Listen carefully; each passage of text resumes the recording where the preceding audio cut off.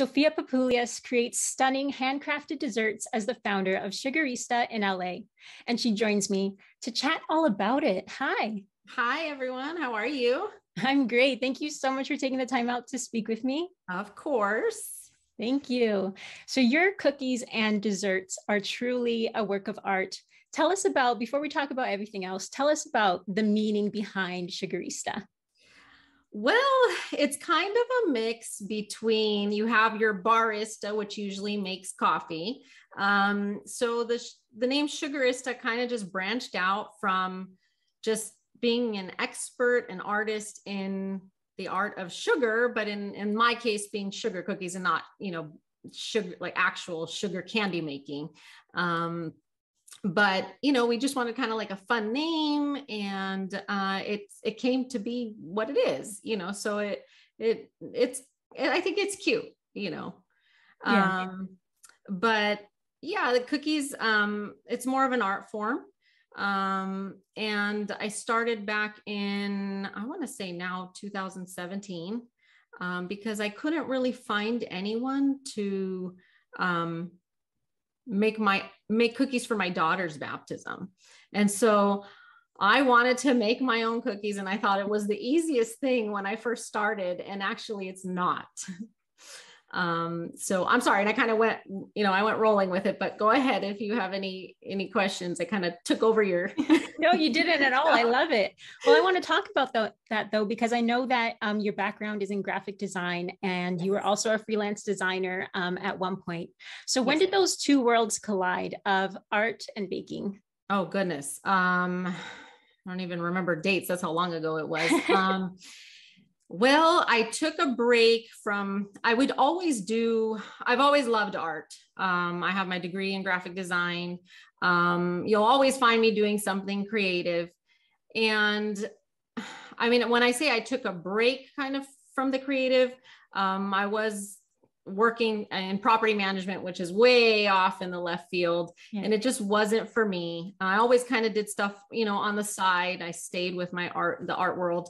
And again, when I needed in 2017, I always baked. I've been baking from when I was, I always made the koulourakia with my mom, and, all the Greek sweets, we have to know those. Right. And I loved baking. And so then in 2017, again, when I had my daughter's baptism, and I couldn't find anyone to make them or exactly what I wanted, because I'm a perfectionist. I said, let me make them myself.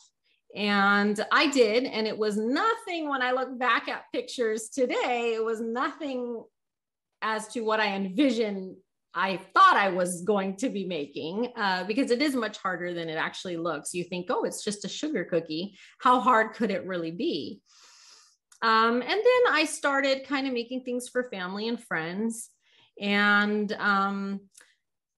all my family and most of all my husband, Thanasi, said, you need to start your own business. You need to get this out there and you need to sell it. And with their kind of little nudge, he just made me a social media account, and there I was taking orders. So yeah, that's when I guess they kind of collided, both of them. So I've always loved both. And here we are today. Yeah, I love that. And I want to go back to what you said about being a perfectionist as well, because the detail in your work is so amazing. How long does it take for you to make one cookie? Oh boy. It really depends. It depends on the actual design. It depends, but I would say my longest cookie could have taken between an hour and a half. Wow. For each cookie.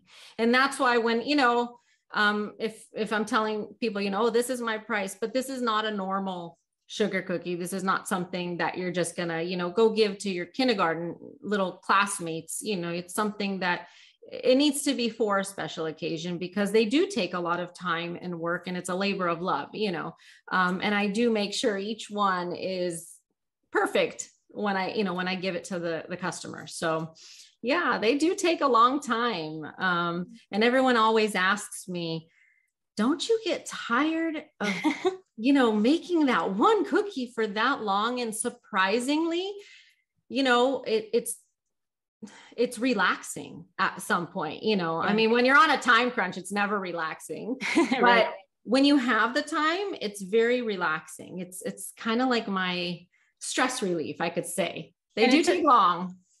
I'm sure they do. And it says something too about, you know, when you love what you do, the time it takes to do something and the work that goes into it almost doesn't matter because you enjoy every step of the process. Exactly. Yeah. So, and I've been trying to, you know, my biggest, I'm trying to kind of work on my social media and, you know, get more out there. But again, I'm a one-woman show. So it's, you know, I'm doing the invoicing, I'm doing the baking, I'm doing the art, I'm whatever you see I'm doing. So I'm trying to be more kind of vocal on social media and kind of include my own pieces, not just orders that are from customers. And that's when I kind of include, you know, our Greek culture, and I try and bring in other ideas other than just, you know, my orders that I get from clients. So Sophia, as we've been talking about, you started Sugarista in 2017, but tell me more about what the journey has been like for you since you started your business.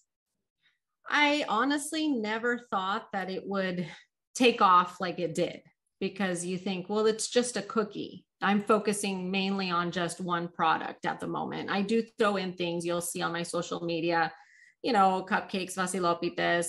Those aren't my main focus. And some of it I do for myself or for family. I never thought that there's this world of sugar cookies and that it's a huge community. And they're also, you know, there's other artists and other cookiers that are just amazing.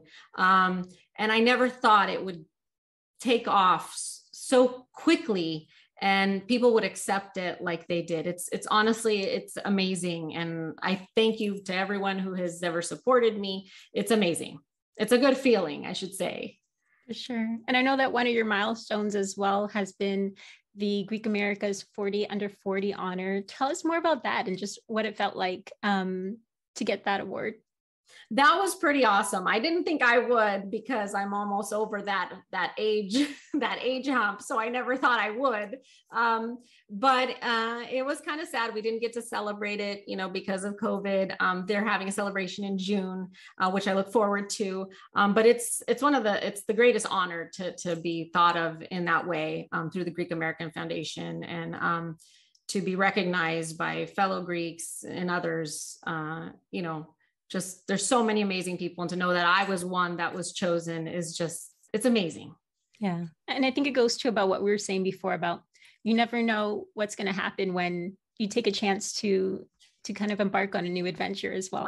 Right. To try something new. And there you have it. You know, I never thought, you know, that my family and friends pushing me to just go do something. And here I am, you know. So yeah, it's been an awesome journey. And I'd love to know a little bit more about how you feel or how you hope people feel when they get your work, because it is more like art than just being, you know, a cookie or just being a dessert. Right. Well, I would say the thing I hear the most is, I can't eat this, it's art. And I love that comment, but at the same time, I sit there and I'm like, no, you have to eat it, because I took so much time and energy into making that cookie. You know, you have to eat it. I understand why they're saying it. But you know, if there was one thing I could say, is just eat the cookie. I know it looks beautiful. Take a picture, it'll last longer. But just eat the cookie. And as an artist and as a baker as well, how do you feel when you get to make someone's special occasion all the more special? Oh, it's an honor. You know, I get to, and when someone entrusts in me and they tell me, you know, for their daughter's birthday or their baptism, go ahead and be creative. It's just an honor that you would trust me so much with such a special occasion and let me have at my artistic abilities and just make whatever you think I would like for your special occasion. It's just amazing to know that, you know, there's people out there that can trust you with something so special.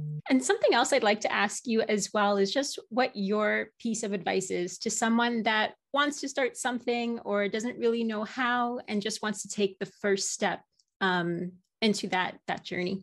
That journey, I would say, just honestly just start.